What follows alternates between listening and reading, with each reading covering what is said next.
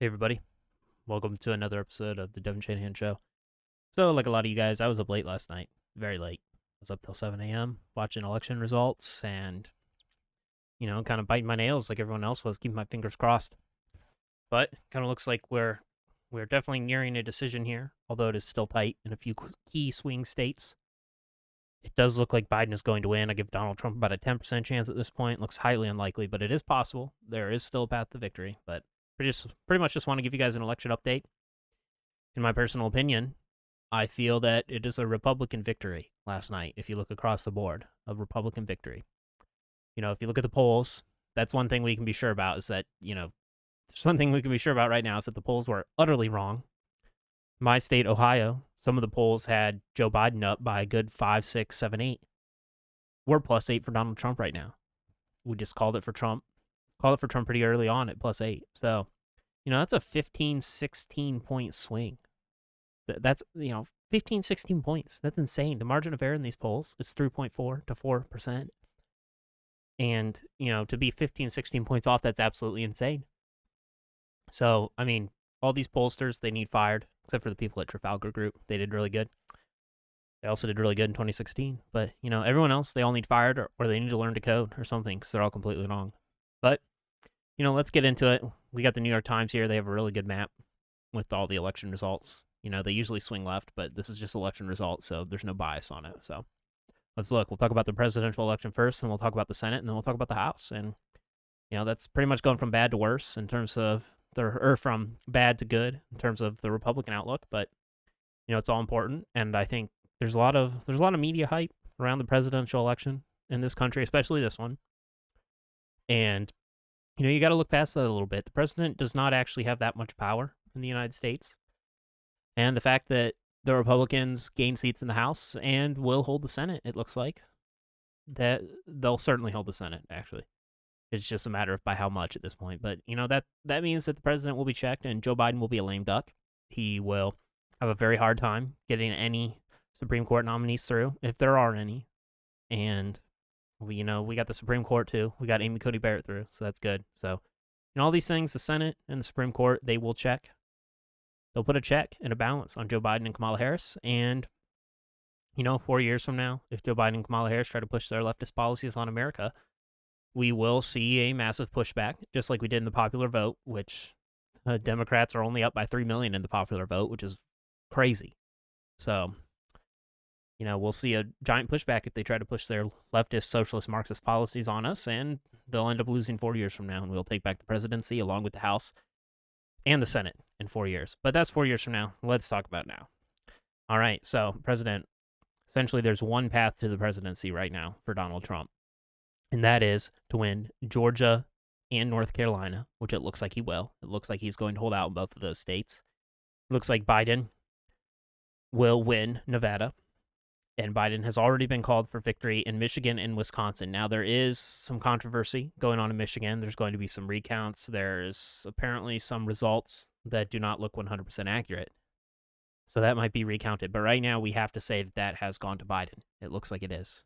The odds of that changing are very low. So what that leaves us with is Arizona and Pennsylvania. And, right now, if we fill in all those, let's go to Real Clear Politics here. They have a map that we can enter. Enter everything in. We can see where we sit.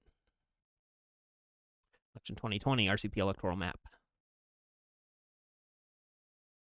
All right.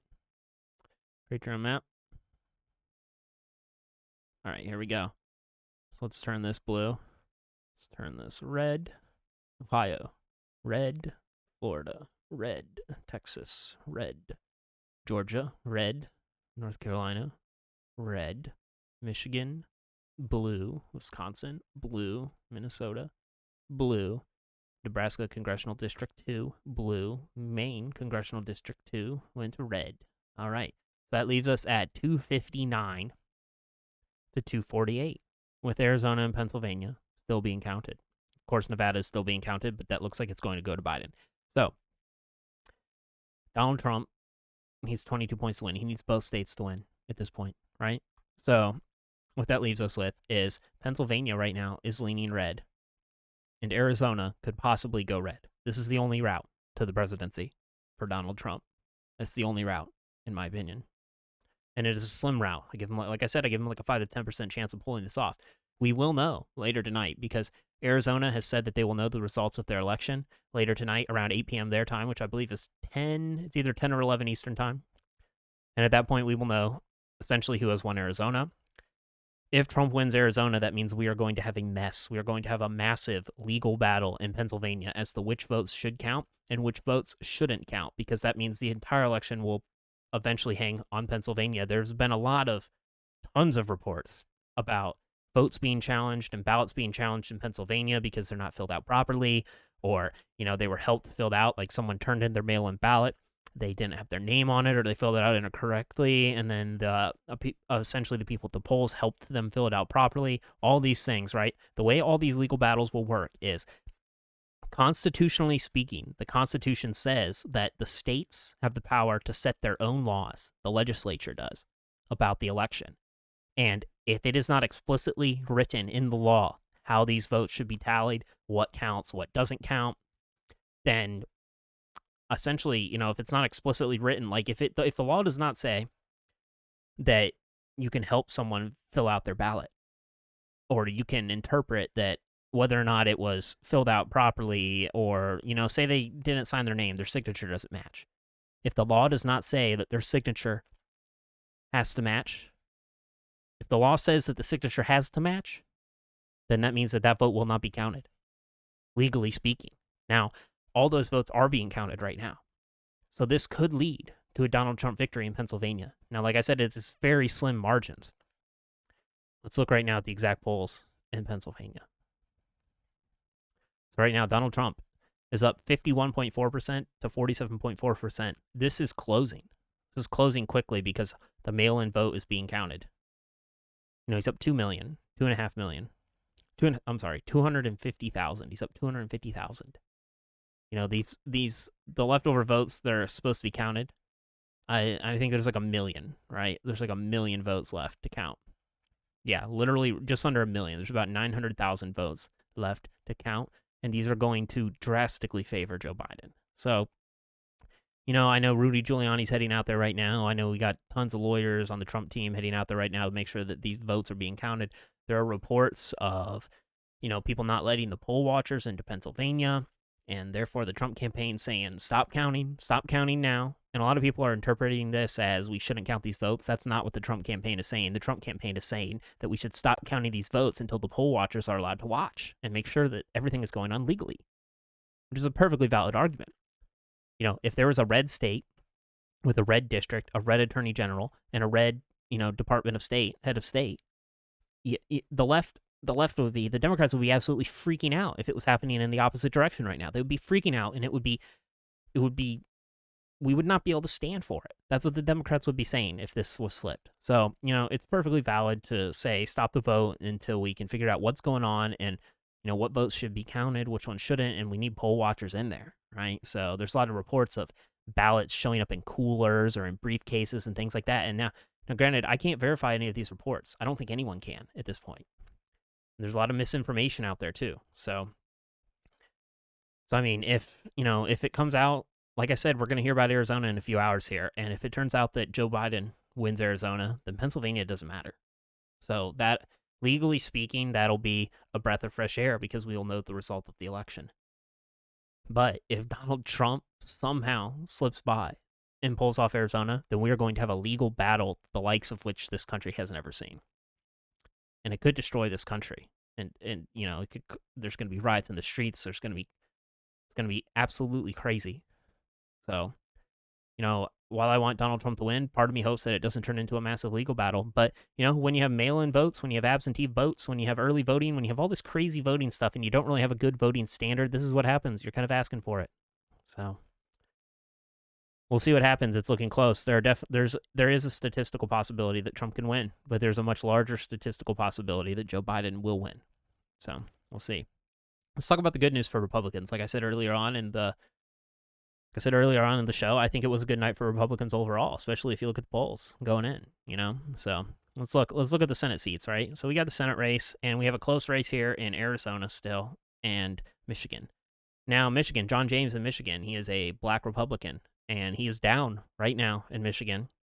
But like I said, there's a lot of ballots that are being counted weirdly, and a lot of that is going to be recounted. John James is doing much better in Michigan than Donald Trump is, and that makes sense because there's a large amount of black voters in Michigan, notably Detroit, that vote for someone. A lot of Democratic voters in period, who are black, vote for a black candidate, no matter who he is, no matter what party he stands for. And John James is a particularly good Republican candidate. So there are a lot of black voters voting for him who are also voting for Joe Biden. But it looks right now like he has lost, but you never know. And then Mark Kelly, it looks like he has won Arizona over the Republican incumbent. So Republicans are going to lose 2 seats in the Senate, and they had 53. So that puts them at a 51-49 majority with Susan Collins, who is kind of a swing vote at this point. She votes along with the Democrats quite frequently. So, that's putting us at 51-49. So we hold the Senate, and that'll be a check on the extreme radical Marxist policies that we are going to see coming out of the Biden campaign and the Biden administration if he wins the election. Let's talk about the House. The House was a complete landslide victory. It was a red wave for Republicans last night. We flipped 7 seats. We have a +5 net gain in the House.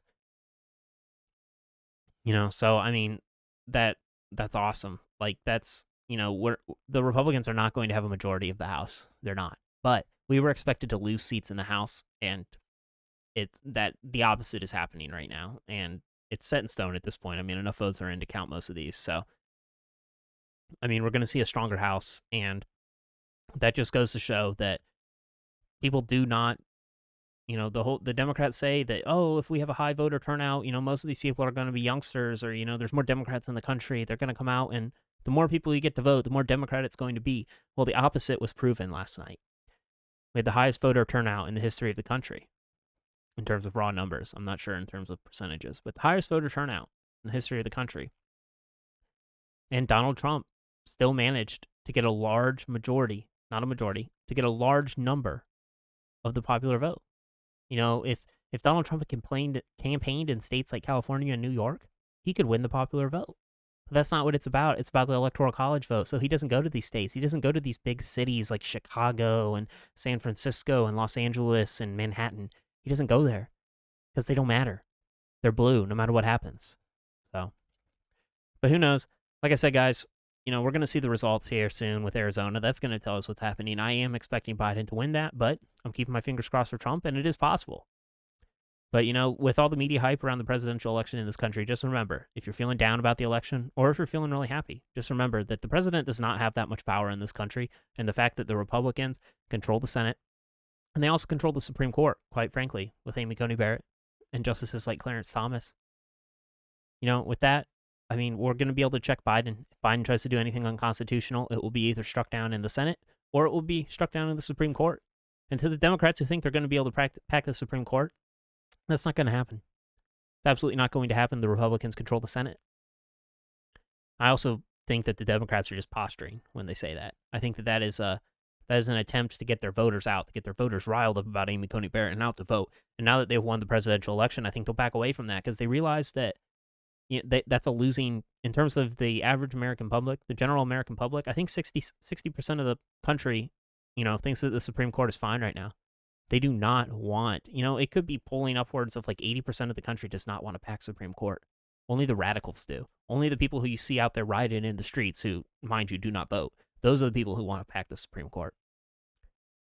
But it's not going to happen. I don't think it's going to happen. I do think, though, that we are going to see a push to get rid of the Electoral College. And that's why it is so crucial that that the Republicans control the Supreme Court and that they control the Senate. Because, like I've said in some earlier podcasts and some earlier videos, the Democrats are coming for your rights. They're coming for the First Amendment. The Second, they're definitely coming for the Second. They're coming for the Fourth or Fifth, too. They're coming for the Electoral College. They're going to try to pack the Supreme Court, but they won't be able to. And, I mean, that is crucial. So that's why I think it's a win overall for Republicans last night. A lot of Democrats thought they were going to win the Senate, gain in the House, and win the presidency. And if that happened, the Democrats absolutely would come for your rights.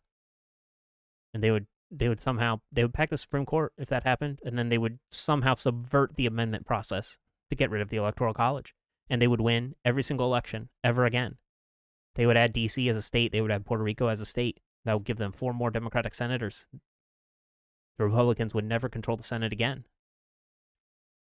Every single voter in flyover country, in middle America, in the Rust Belt, everywhere, Democratic and Republican alike, would be disenfranchised. But because of the Republican, you could call it a small red wave last night, outside of the presidency, of course. Because of that, it's a victory, and we're going to be able to check the Democrats. We're going to be able to check the Bernie Sanders and the Kamala Harrises and the Elizabeth Warrens and the Beto O'Rourke's of the party. We're going to be able to check them for the next 4 years. Well, who knows? I mean, time will tell. But keep your eyes on the news networks. We'll hear about Arizona here coming up shortly, and that'll give us a lot of insight. So, you guys, if you like what I'm saying, remember to like, subscribe. I am going to keep this stuff up, indefinitely. It's not ending with the election, so I'll have lots of good content. I'll be following Biden through his 4 years, making sure to call out his BS just like I call it the Republican BS. So, if you like how I call it, and I try to call it straight, then like, subscribe. I'm also on your favorite podcast provider if you prefer to just listen while you're in the car or something like that. But keep your eyes on Arizona. Have a good night, everyone. Thanks.